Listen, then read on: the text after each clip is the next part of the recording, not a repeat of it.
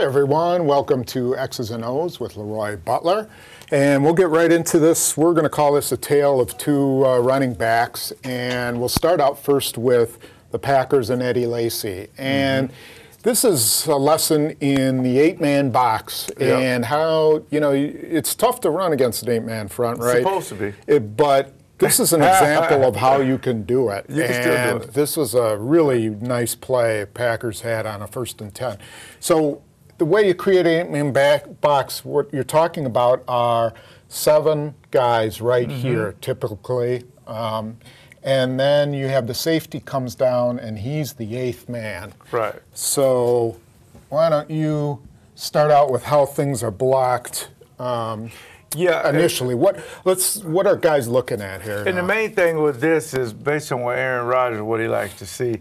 And I remember playing this position for a long time. Sure. I remember Ray Rose used to tell me, although we got an 8-man box, there's still a gap open. I never knew what he meant by that until he explained to me it all based on the patience of the running back. Okay. Because some guys, either when they got a gap filled, they always try to get into another gap. Right. But for the most part, what teams started to do back in the 90s, when I would come down, they would bring a receiver down here to block me, and that's sort of what the Packers do with Boykin. They bring him down in motion to cut that safety off. So now in a perfect world, they want Lacy man-to-man out here, or the running back man-to-man on the cornerback. But that didn't happen to this side because Kruger kind of showed right there. He showed his hat. And so Quarters had to take care of him. But here's where some good blocks went on that people may not see this stuff, on television. But you had a great block by T.J. Lane by bypassing this guy and cutting this guy off. Great block by Evan Deja-Smith here. Now, Barclays, he did a good block on 71. Now, here's the front side that really tells.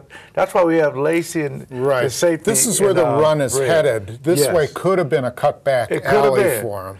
But, man, Josh Sitton just absolutely just destroys this guy. He just kind of cuts him off right there. He actually, like drove him up to here. It was awesome. And then you got your traditional block here. But here's where the guys, when he comes up, now 53 has to be aggressive here, and 39, he's going to be unblocked. Right. But the problem is Kuhn comes up here and just kind of digs this guy out because he's not aggressive. Now, you got Lacy man-to-man with this guy, but he didn't make a decision. He just kind of waited, and it ended up to an 11 or 12-yard run. Here's the beauty of it, and you can talk about this. This guy kind of came down, and he had a two-way, gap to cover. So which one am I going to cover?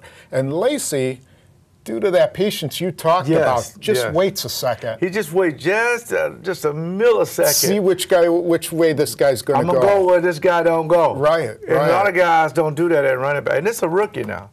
But, once this defensive end kind of showed up here and he was blocked, you're thinking, well, I'll just take my shot outside. Well, guess what? He should have just came up on the inside. But if he ducks inside, Lacy can come outside now, and now, that could be a long play. Right.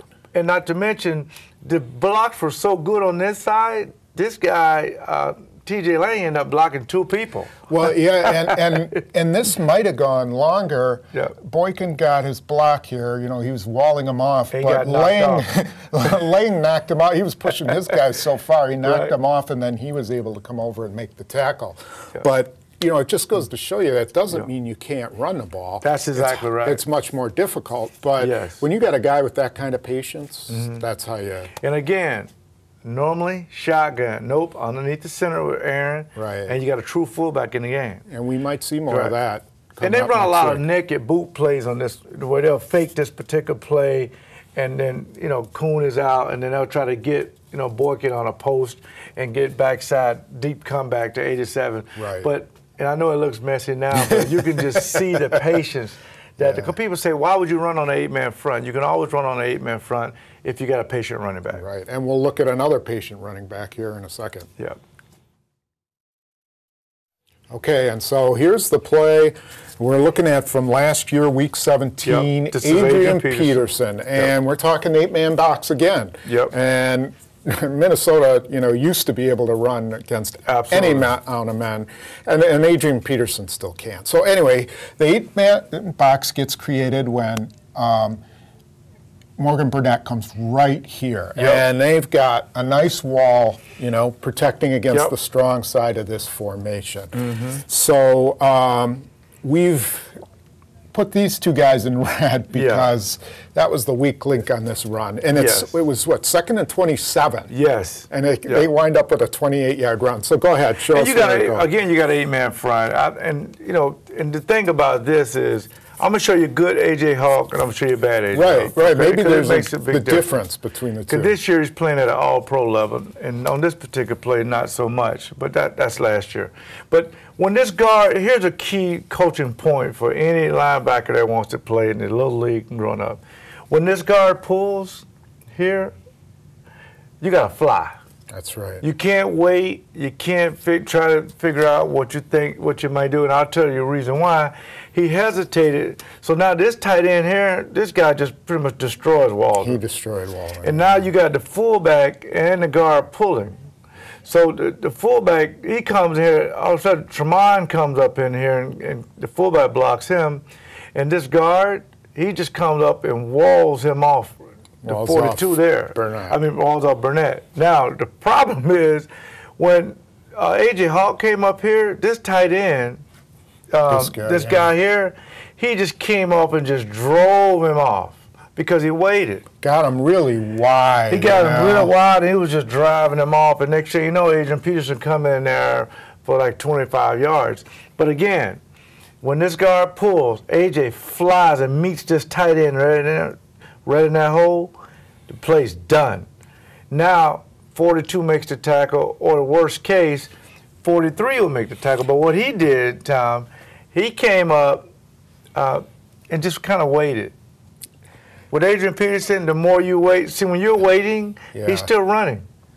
So you got to meet him in that hole and make a tackle. He waited till he waited for Adrian Peterson to put a move on him. Yeah. And so he kind of said, like, you know, come on, put a move on me. And that's not a good idea. No. He's going to put a pretty good move. Because matter of fact, 42 was gone. He's backed up by himself. You got to make that particular play. But it'll start by the guard pulling. When the guard pulls, A.J. flies. The tight end right here cannot defeat this block. And again, when these two DBs come, all they're trying to do is call, this is first contain, this is second contain. Yeah. And once you see all that mess right there, you got to pile it up to bounce it outside, and the pursuit will get there. The two big differences are going to be, is A.J. Hawk going to play like he's playing this year?